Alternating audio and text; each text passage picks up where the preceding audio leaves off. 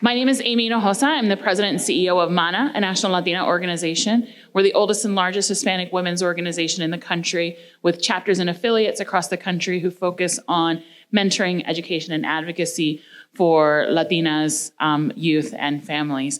And, you know, if you're wondering why we're interested in tech policy, first of all, check your misogyny. But really, you know, I think the pandemic was really instructive for all of us in how these things intersect with our daily lives. And what we found were women, families scrambling, right, to find how they could get internet connectivity, how they could get a device, how they could help their kids continue to go to school when everything shut down. But there's so many layers to the conversation and how it relates back to women, how it relates back to our families. And I think what we know is that when it comes to protecting our families, women are always on the front lines of these conversations and are always the most adamant. A la hora de la hora. You know, the first thing is data tracking and privacy. From the time you wake up in the morning until the time you go to bed at night, if you're like me, you're checking your phone. Every time you open an app, every time you click on something, every time you search something, information is being tracked about you. And the question is, who should have access to the information regarding your interests, interactions, or movements? You know, we all just click yes when it says to accept the terms of service, without really thinking about it, right? You sort of have to be a lawyer to go through all that, and I am not. But you have to figure out what information you want to be put out on the internet, but sometimes it's being collected without your knowledge. Things like location tracking, internet searches, even period tracking for women, these on face seem to be private, but they aren't because you agreed to the terms of service without reading them, and it can actually put women's lives in danger when you think about it. But the larger question is, who gets to make money off of you and your personal information? You know, I said the COVID pandemic really put into sharp focus why we're part of these issues. It showed us in real time what Latino advocates like HTTP member organizations have been saying for a very long time. Latinos are simply behind in connectivity and access. And Brent gave you some great statistics earlier about how many Latino families are still behind and still disconnected. And it made all the difference in the world when we were forced indoors. But we can use that experience, you know, they say hindsight is 20/20. We can use that experience to really start to think about the world that we want to live in and what that connectivity means for our families moving forward. And this includes the Affordable Connectivity Program, which you heard Commissioner Gomez talk about earlier. We have to continue our advocacy efforts to get this program refunded. We don't want to go back to the pre-COVID days where some 40% of Latino families were marginally connected via mobile phone. You can't do your homework on a mobile phone. You can't start a business on a mobile phone. You can, but it's not optimal. Or they simply weren't connected at all. Latinas are the fastest growing segment of business starters in the country. The availability of broadband access can make or break a new business. This is really critical. And again, when we're talking about life and death, whether or not you're able to live the life you want and build the business that you want is directly correlated to what we do on connectivity. And then access to telehealth, public health information, accurate and safe health information. Again, quite literally, life and death. And then we have the issue of mis and disinformation. Look, Latinos simply cannot continue to rely on WhatsApp as a source of information. How many of you get a meme? How many of you get information? How many of you get unsolicited stuff all the time that's telling you something that sounds counterintuitive and sounds wrong? Sounds that way because it is. And they're targeting us in Spanish, targeting our families in Spanish in a way that's making us rethink how we're interacting with the internet. Bad actors specifically want us to remain malinformed. They need for us to be uninformed because then we can't make great decisions about our healthcare. We can't make great decisions on, elections, right?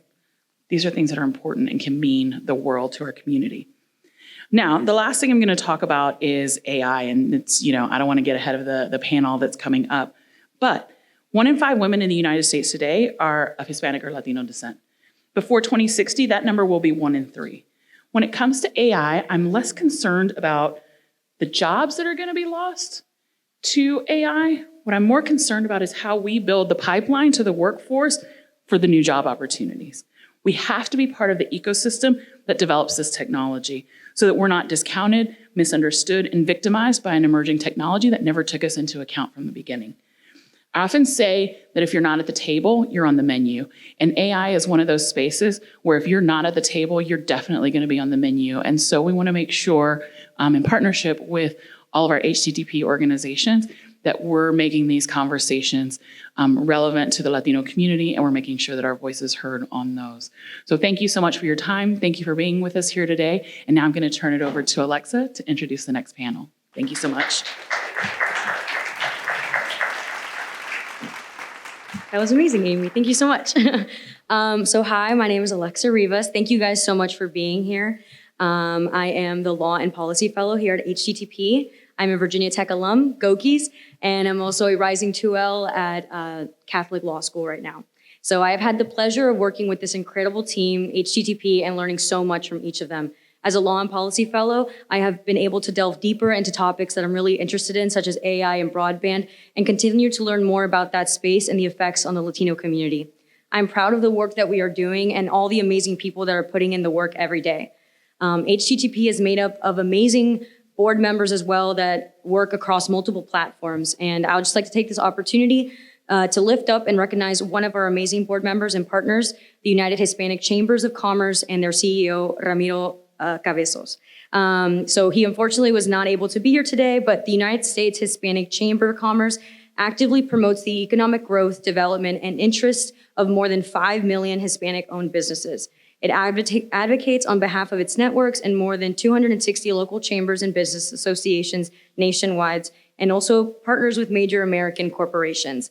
Their primary focuses are to continue to stimulate the Hispanic economy while maintaining a positive balance between growth and the social equality. And so I'm also here to introduce our next panel, and we're going to talk about the realities and challenges and the future of AI. So our panelists are Ms. Laura McCleary. If you want to come up on here. She is the Senior Policy Director of Unidos US. Thank you so much for being here. Get a round of applause. And then we have Sorbel Feliz. I'm going to come up here.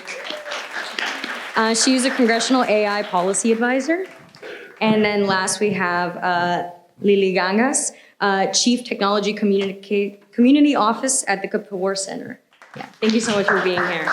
And finally, our moderator, Chris Rodriguez, who is also HTTP Law and Policy Fellow. Thank you guys so much. Hi, everyone. Good afternoon. Buenas tardes. My name is Chris Rodriguez, and I am one of the Law and Policy Fellows here at HTTP.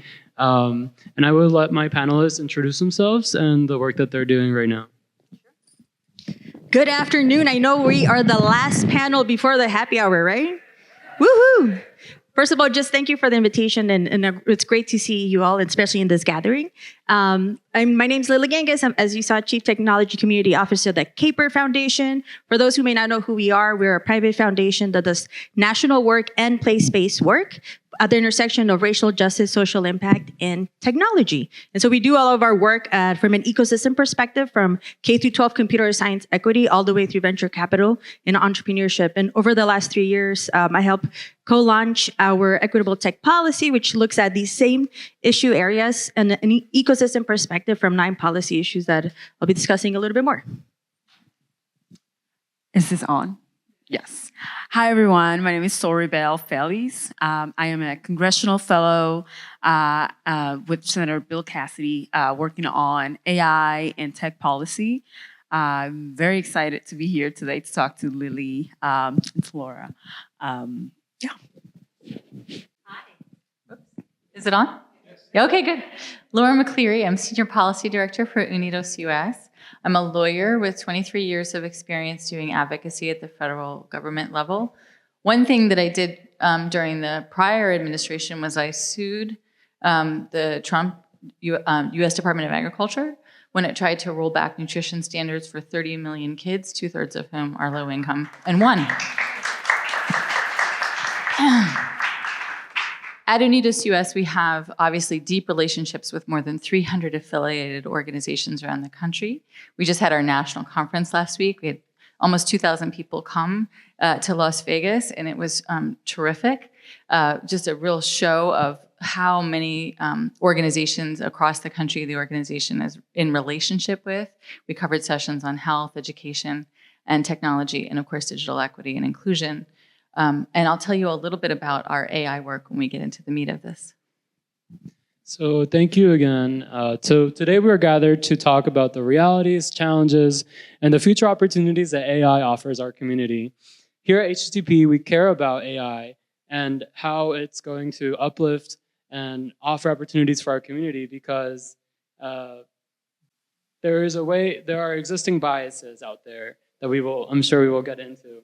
But at HTTP, we see that there's an unfair outcome in housing and finance and recruiting, even in law enforcement. A recent MIT report found that 27% of Latinos were misidentified in facial recognition technologies compared to their white counterparts. This is problematic.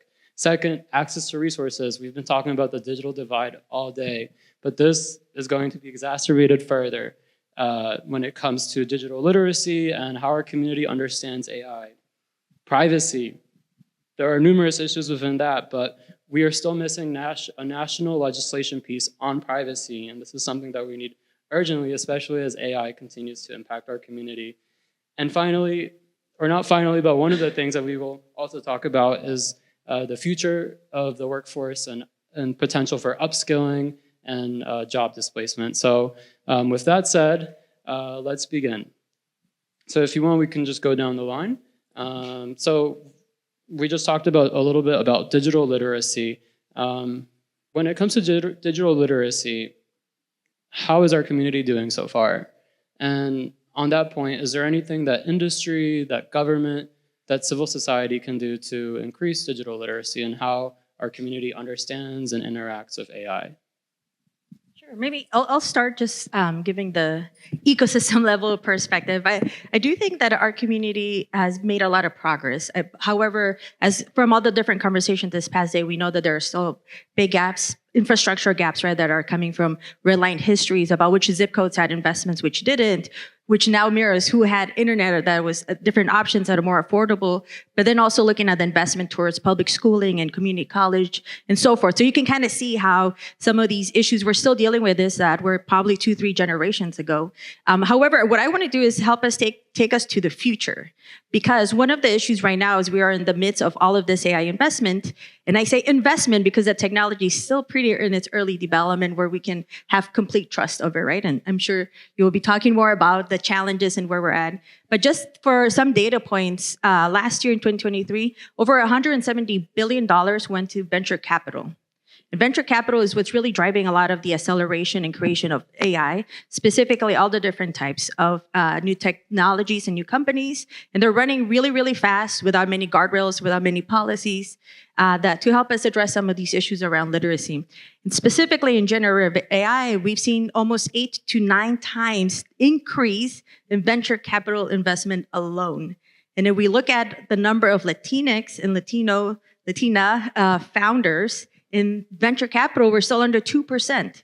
So this is meaning that we're getting left way behind in the innovation and being able to create those technologies to be able to say like, hey, I want to start a company that's tackling these specific issues, because there's also just not enough investment, unfortunately, going. So we have to change that. And so I want to make sure that we bring in that into the conversation, because otherwise we're always going to be trying to play catch up. And unfortunately, we're at a period of time where the 5, 6, 7 companies are really determining the future of our lives because they have access to enormous resources towards AI development and creation. So I do think in order to bring in solutions into this, we gotta get ahead and look at who gets to determine, who gets to build, design, implement, oversee all these different types of technologies.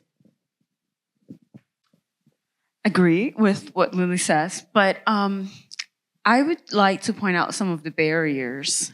There's no studies, credible studies out there that say how literate Hispanics are versus other demographics. But one thing we can think about is some of the barriers that Latino communities face in terms of internet connectivity and access to the latest technologies. So one of the barriers that we face is the language barrier.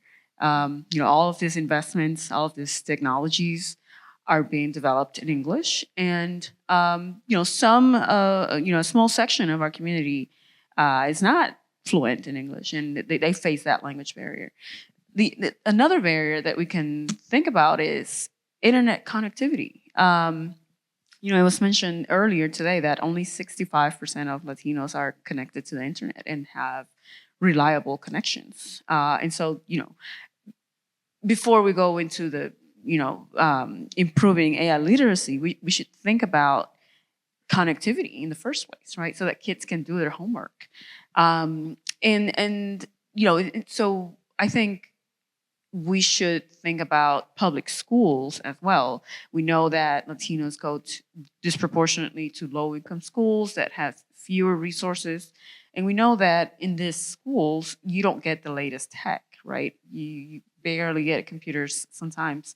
And so, we need to think about the barriers that our communities face, even before we think about AI literacy. I think I struggle with this notion of literacy. Obviously all the things that you all said are true, and we have the digital divide and we have all this unequal access to tech benefits. But at the same time, the framework for literacy is about individual responsibility to engage with technology. And the truth is that we are subjects of the technology, and that disproportionately communities of color are the objects of surveillance and targets of surveillance. And in addition to being among the last to benefit from the positive opportunities provided by access to tech. And so I think we have to think about the power dynamics and not put it on individuals or communities to come up to speed to the technology, but really critique what's wrong with the picture when sort of the canaries in the coal mine are the first to be surveilled by technology, and the last to benefit end up being the same folks over and over again. And obviously, we're interested in the literacy piece. We work with Google on the upskilling and workforce development aspects of it. On the policy side, though, we really are keen to address the power problems around AI governance and the sort of inherent limitations of technology, and to make sure, I think as the last speaker said, that folks aren't on the menu, right, in terms of the way the technology is used. So let's unpack that a little bit. So some of us are being left out of the conversation for some of the reasons that you just mentioned. Is there anything that the government can do, that civil society can do, that the private sector can do? Maybe there are initiatives or task force that you already see that are doing this work and that we can highlight for people in this room. Yeah, I can start just from the foundation perspective. The Caper Foundation, at the end of last year, we were one of 10 foundations that were part of BP Harris's public interest for AI for public interest. And there was about over $100 million, $200 million committed with the goal to make sure that we're committing more from a philanthropy side. We also were part of, just last week, the OSTP had another announcement with another $100 million to continue to develop and invest into closing a lot of these educational gaps. And that's where we shared a little bit about how we're providing grants for K through 12 teachers and educators to be able to bring in these AI fluency, be able to bring in some of the AI literacy into their everyday work. We're also able to help launch a new Tech Policy Institute at Northwestern that will be coming out, not public yet, but you're the first to hear. But the goal there is to also just build a pipeline of computer scientists who want to be the legislators, who want to be here in DC, but also being able to get the pipeline of the folks who are working right now to be able to get micro-credentialed in AI and accelerate that path. So that way we can have the conversations that we need to be having to have very nuanced legislation, at least in that perspective. And I would say that in California specifically, that's where we, alongside Omidyar Network and SF Foundation, we committed $25 million to specifically focus on what does it look like to build responsible AI, ethical AI in California. Because in California, if you think about the majority of the demographics, you can't have responsible AI without a Latina in AI strategy. Just looking at the different population growth, where we're expecting it. So we are looking at California as a very important state for us to really bring together the multi-sector stakeholders to do that. But we're just one foundation, right? All these foundations are actually some of the institutional investors that are sitting on trillions of dollars of endowments, that then some of these institutions are the ones that are funding these venture capitalists, that are then funding the startups, that are then creating some of the new jobs. And so you can kind of see how we need to get ahead of all of this, especially now. And so I do think that there's a lot of opportunity there. We're starting to see it, but I would like to see more Latina community and Latina leaders with me in those rooms. Unfortunately, I haven't seen it, but that's why I'm here. So I'm making the call out for you all. And I would just lastly add, like on Tuesday, the Tech Hubs and EDA Commerce brought together the leaders of their tech hubs over around 31 different regions, and looking at how can we also reinvest in the areas that don't tend to be these popular tech hubs. So I think that there's a lot of opportunity there to make sure we're not only using our public dollars, but also using it as catalyst for the private sector to bring in the investment that's needed. And that needs to be the trillions of dollars, to be honest. And a lot of that needs to be prioritized specifically for our Latino community. My answer is going to be really ironic, given that I'm in Congress, but I think we should definitely start thinking local. Think about your local government, schools, where you can make the biggest impact, I guess. I think we can start with schools and just like inserting AI or digital literacy in the curriculum. And then we can work our way up to the state government and then to the federal government so that hopefully they can one day establish national standards for digital literacy. We can also, we have power, we're consumers, we are product users, so we should lobby industry. We should tell them, like, we need more from you. We need, you're making a lot of money out of us, right? So we need more from you. We need you to educate our communities. We need you to do more for our communities. And, civil society events like this, they're great. And I think we should continue to support civil society to raise awareness and lobby and advocate and, continue doing the great work that they're doing. So I'd say all of the above. We need the bottom up. We need the investment piece. Our strategy to think about AI policy at Unidos is really thinking about the role of the federal government and Congress and what are sort of some of the basics in terms of standards and prohibitions that should happen. We have a 3-pillar approach. The first is around values. We think people should be in charge of technology tools, not the other way around. And so what that means is grounding the use of AI in shared democratic norms, constitutional norms, whether that's the Fourth Amendment, protections against unreasonable search and seizure, or other kinds of checks around authoritarian uses and use for persuasion by governments, et cetera. And so we are supporting the American Privacy Reform Act that's in the Congress right now. And we are also following keenly a number of the other bills to try to codify some of the rights respecting and privacy respecting aspects of the executive order and the Office of Management and Budget memo on AI that was issued by the Biden administration, which we think is super important for setting out respectful and rights and privacy respecting governance.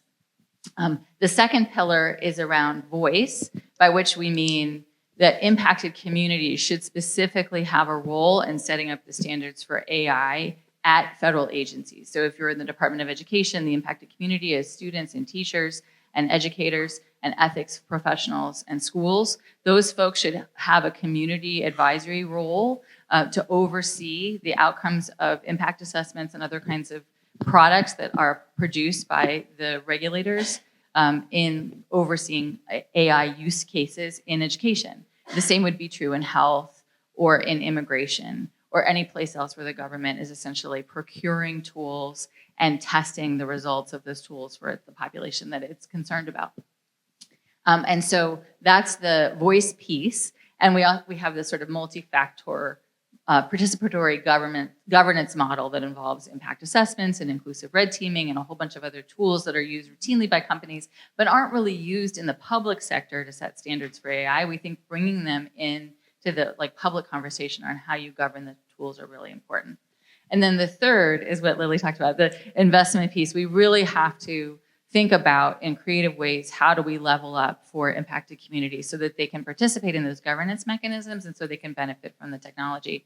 So here we propose something along the lines of the CDC Foundation, which is the only private public foundation chartered by Congress that involves company money and government money that actually goes back out to communities that are infected. In that case, it's about the CDC and public health. We think you could locate something similar at Commerce next to NIST or NAIR. And then you would actually have a mechanism by which you could involve community groups from the bottom up in both sort of workforce development and upskilling, but also in mechanisms to participate at the governance in our voice pillar that I just talked about. So I think we need a really like all of the above approach for all of these things. It should be a coherent system, and it should involve investment, regulation, including prohibitions on use cases that we can't make right, and also alignment with democratic values. You mentioned the Biden executive order on AI. HTTP has been actively involved with the executive order, providing comments to the National Institute of Science and Technology and trying to develop these standards. And one thing that we've been looking at is how AI technologies can be used to empower our community and not perpetuate existing biases. I know one thing you mentioned, Laura, is red teaming, but are there any other standards or guiding principles that you've used when talking to industry and government and how they develop these standards? I'll be honest with you. I think there's an open question whether you can debias models. I mean, the bias in models is very sticky. So even when you have a large language model and they've done a lot of what they call mitigations, which is kind of fine-tuning adjustments and other things to try to debias that model, it turns out if you ask the model sort of deeper questions that it didn't train on that might reveal bias, it comes up with very biased results. And there's study after study after study. I have a boot camp on AI and I have a slide deck, and actually like 50 studies come up like one after another on the slide deck because there's so much evidence of bias. Around Latinos in particular, a lot of the image generator tools are very troubling. And that's because in order to diversify the data set, they drew from pornographic imagery. And so initially, a lot of the image generators, if you typed in Latina, they were producing non-consensual images, right? Sexualized images of women. And that still is an outcome of some of the major image generators that, like, you ask them to produce a beautiful woman and they all have sort of a different archetype that they've been trained on to produce, but it's just as sexist and body image conscious and all sorts of things that are very problematic. So I think we haven't cracked this problem. And the idea that it's appropriate then in that context to take it and use it for hiring evaluations, right, as inputs to employment databases or housing benefits or other kinds of administrative benefits decision making, or even in the education case, is it taking subtle cues about particular word choices that might or might not be racialized or ethnic in terms of their background and context, and attributing a value to those and downgrading people for them, I think is an open question. We're way out over our skis on the bias question. We have not fixed it. I wonder, to that point, one of the I wanted to bring back Soribel's point that we still need to also make sure that the AI and all these conversations are not a distraction to the hardcore, real infrastructure issues that we have to make sure we get right.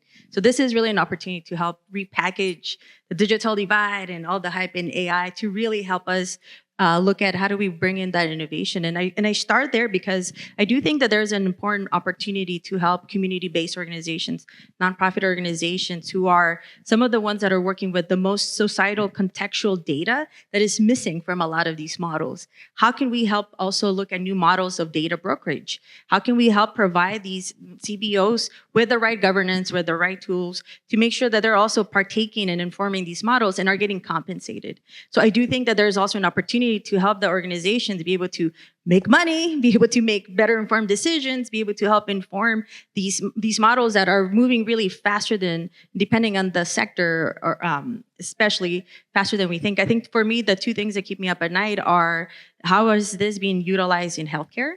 How is this being utilized in some of the areas of criminal justice where that's a lot of lifetime, decisions can impact somebody's life.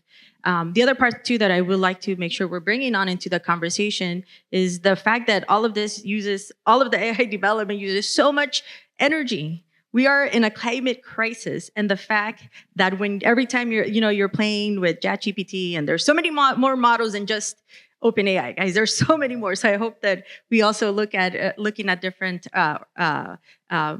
companies are providing opportunities there. So that way it's not so focused on one. But for one prompting that you're making, that powers like 5 to 6 houses. Like there's a stat that shows how much all the time that we're using, it's really creating climate crisis. And as we know, those have also racial implications, and it has discriminatory implications depending on where it is. So I do think that there's a lot of opportunity here to really help shape the types of thesis. And I go back to the investment side, at least from the space that I'm coming from, is like, how do we get ahead? And that's like play offense as opposed to defense, because we're always going to be behind just trying to keep up. And unfortunately, these tech companies are just moving way faster than we're being able to regulate. And so I do think that there is that timing and opportunity, which is really critical now for all of us to get as informed as we can, as engaged, supporting the work that you all are doing to make sure that we have a say in this time of window, because it's a very short time of window.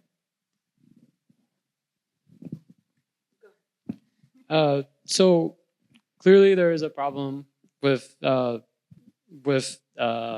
bias systems that we are engaging with, but also the Biden administration, industry, they're also aware of this problem and they seem to be tackling. Do you think that we're heading in the right direction, or do you think that we're still in an exploratory phase and trying to really understand what's going on? Well, I think we're, as you know, I think we're a little far past where we should be in terms of the deployment of actual use cases. And some of this has been going on for a long time. Like, you know, you mentioned law enforcement and policing. Obviously, there's been algorithms used in predictive policing and sentencing for 50 years. I mean, they go back a really long time, which is not to say they're okay, right? They have been biased for a very long time. And with AI, you have the additional problem of it being essentially so fancy that people, and so complex that people feel like they can't possibly know better than a system. And so you have this problem, what's called automation bias, where you put undue faith in the outcomes from a lot of data or from a fancy or complex system, right? So, for example, I was speaking to some community banks. I mean, their basic business model is to provide high-touch lending products based in communities, right? And I said to them, well, how many of you have played with AI? And some of the hands went up. And then I said, well, how many are using it in your banking business? And a few more raised. And I said, how many of you have been approached by vendors trying to sell you an AI product for some use of in your business? 100% of the room raised their hand. So you have this kind of business pressure and, you know, FOMO, really, frankly, in the corporate sector, where they don't want to miss out on some opportunity to get efficiencies out of an AI use case if their competitors are doing so. And yet we don't have meaningful standards. I mean, we have the National Institute for Standards and Technology at Department of Commerce is currently developing standards, but the measurement science isn't even there, in the sense of, like, they don't know how to measure explainability, which is basically a transparency. How does it reason to an outcome?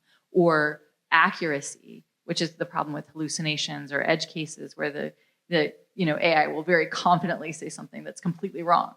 And everyone will think, oh, that's plausible, but not bother to check, right? Or the bias problem. And so until we get good measurement science and it's public and we can see, oh, this model is better at these things and that model's, has these limitations, I think we should be pretty cautious about running out to use it in a place where we're not putting humans very much in charge of and trained on its limits.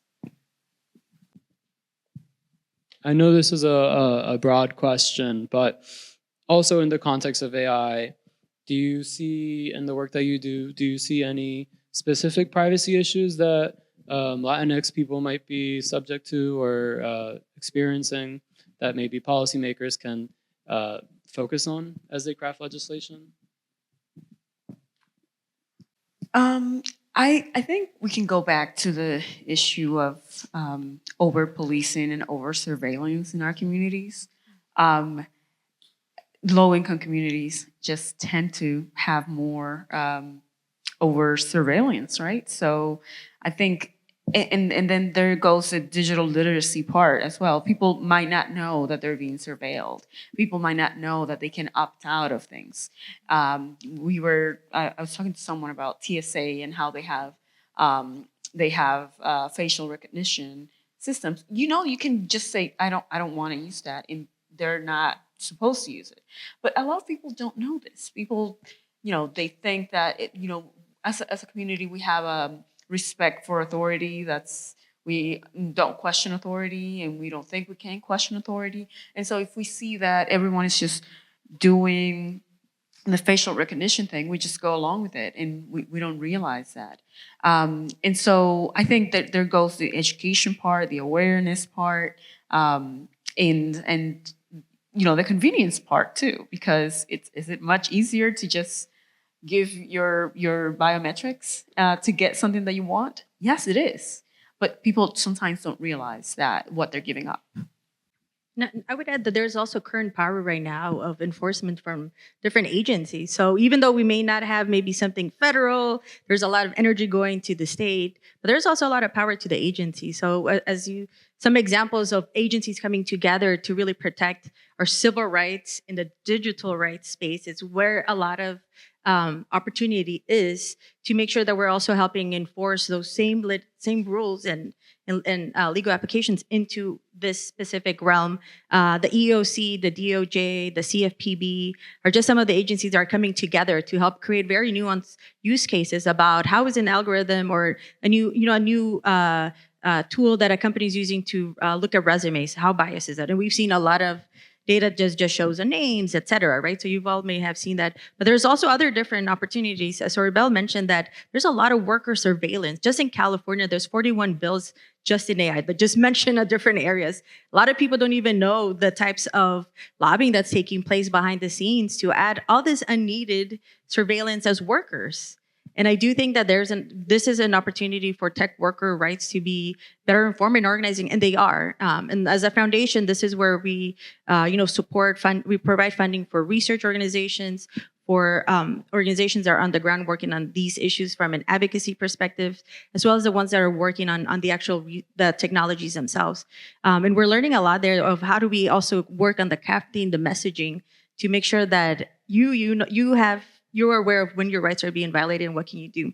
And we also get to provide you and the next gen and different opportunities where you just don't have to say like, well, I want to use this app and therefore I'm just going to pass over all the legal things that it's saying when I'm using this app. We have to get smarter, and we have to also have alternatives. I think that goes back to the point that we can't just put all the onus on individuals. We have to make sure that we're doing it from multi-level enforcement and oversight as well.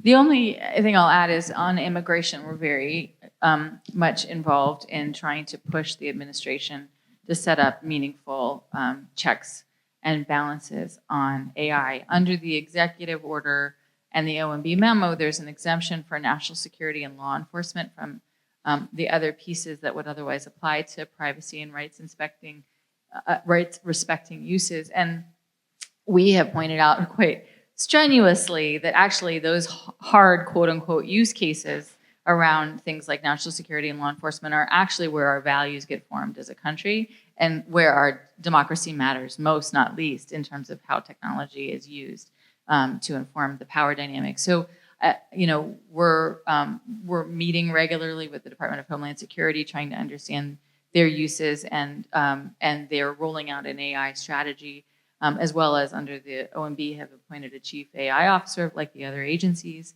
And we're looking very closely at those kinds of plans their implications for privacy of mixed status families in particular, where we know there's been massive over collection of data from like utility bills and driver's license databases at the states that sweep up not only obviously people here who are immigrants, but also U.S. citizens who may reside with them or be in their communities. So we take that very seriously. I think it's among the hardest problems alongside policing and law enforcement use cases, because there's such a sense of exigencies, and the tools are very convenient for identifying people. But at the same time, that's when sort of our constitutional norms and democratic norms apply at a height, right? And so we have to get that right. And here at HTTP, we work with our coalition members on a multitude of issues. But one thing that we work with our coalition is on messaging. As we talk about literacy and how our community engages and learns about this technology, is there any certain like messaging tactics or messaging points that you've seen have been most effective in our community that members in this room can take back to their communities? This is like the $1,000,000 question, because this is exactly what we need. I do think I go back to trusted messengers, right? Especially in our community, we're so diverse. Just even the multiracial, multi-generational, multilingual, multinational, right? So I do think that there's no one fix for we can't lump the Latino community into one big messaging. I think some of the nuanced conversations are important, and making sure that we have those trusted messengers. So a lot of the times, at least for me personally, as an example, like my mom is the first person I go to with any of the work that I'm doing. I'm like, okay, mom, what does this make sense? We actually sat down together to watch Coded Bias. And then now she gets it. We saw that like 3 years ago. And then we're like, now she's like, now I understand what you're doing. But what she's been really helpful is that she's been helping combat mis and disinformation among her friends. So when a lot of, especially on Facebook, on WhatsApp and channels, she's like, no, this is what's happening. So just as an example, I think that there's so many different layers, but it goes back to trust. And I think right now that's the number one area of like, who do you trust to get your messaging? And how do we make sure that those trusted messengers are continuously getting the knowledge, the awareness, the resources and support to make sure that they're hitting? And as we get into the November, the election, that's especially our community, I don't know about you, but personally, like some of our families we're divided in a lot of different issues. And so I think that this is an important time to have those dialogues, be able to land those messages, but go back to the trusted and the trust within the families that you may have or between friends as well. I think cultural sensitivities and competence plays a big role in this. Sometimes, I think as human beings, we want to see people who look like us and who are speaking our language and who understand our struggles and our culture. So I think that's one element that can help, raise awareness and honestly help us. I think another element to it is why. Why is this important to me? Because we work really hard and we're busy and there's a lot of information thrown at us. So why is this important? How is this relevant to me? And then you can tie in, well, this is about jobs and this is about the economy and the pocketbook. We're no different than any other demographics where, pocketbook issues are important to us. Our children's education, healthcare. So instead of making it about, just one issue, let's say immigration, make it about our daily lives, like what's important in our day-to-day.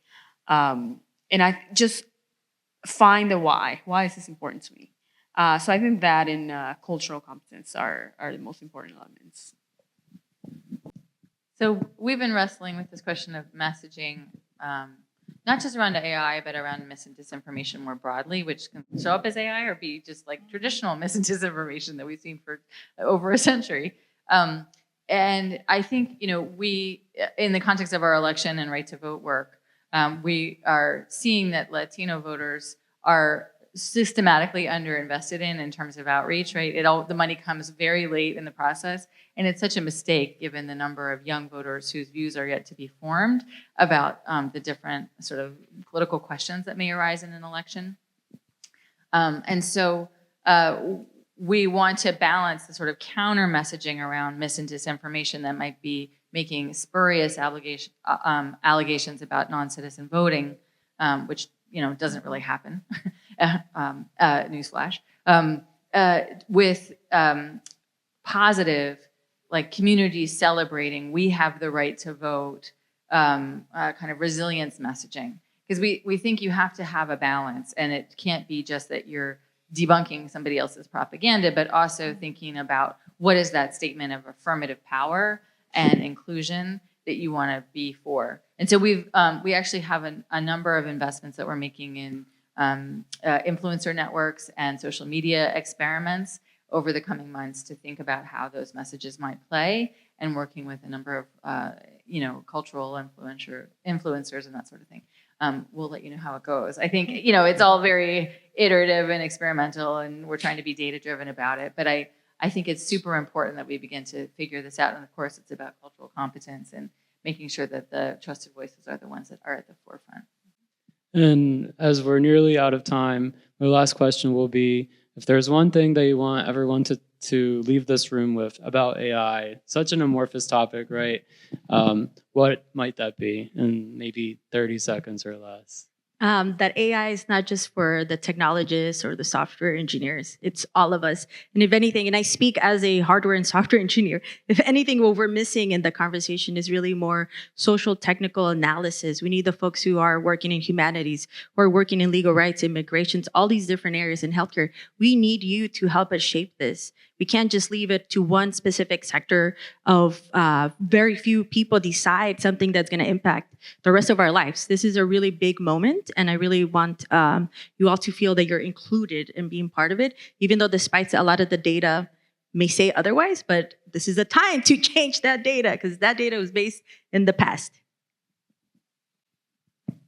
I would say we need to define our own vision for what AI can do for us instead of letting the technologists and the big tech CEOs define it for us. I think we need to, I want to have a leader in the Hispanic community who can say, you know, I want AI to do this for my community. I want AI to, you know, help us achieve this. And given the number of young people of Hispanic descent, I think we need that leader soon. We need it sooner rather than later, because a lot of our young people are now thinking about careers. Are they going to go to college? Are they going to pursue the trades? What are they going to do? We have all this negative messaging going on about AI and it's going to take your job. And if you don't learn it, someone else is going to take your job. It's just so, to me, it makes me anxious. And I'm already a little bit established in my career. Imagine someone who's just coming out of high school and they just don't know what to do. So I think we need, I don't know, I want a leader to show up and just help us define a vision for the Latino community in the United States in regards to AI. I think model skepticism, right? Don't believe the hype. Kind of ask hard questions and use the tools, but actually don't overestimate their capabilities as the key parameter that you need to have going into using them. And to believing things on the internet. I think we've lost a lot of, I remember I took a journalism class, right, back in the 80s when I was in school. And I don't know that people have those tropes in hand in sort of like the ethical guidelines around how information travels and how it could be forwarded or contextualized. I think with the sort of stepping back of many of the platforms in terms of monitoring the accuracy of things online, and with AI able to produce very inaccurate information that sounds totally plausible, we all have to be sort of our own media monitors, unfortunately, in this moment, and model that for others in our communities so that if you see things that are misleading that, you know, friends and family are posting, engage them in a nice conversation about it and try to be a check in terms of the mis and disinformation that we're seeing out there. It's a big job. I understand it's an unreasonable expectation, but I don't know what else we can do except for be there for each other.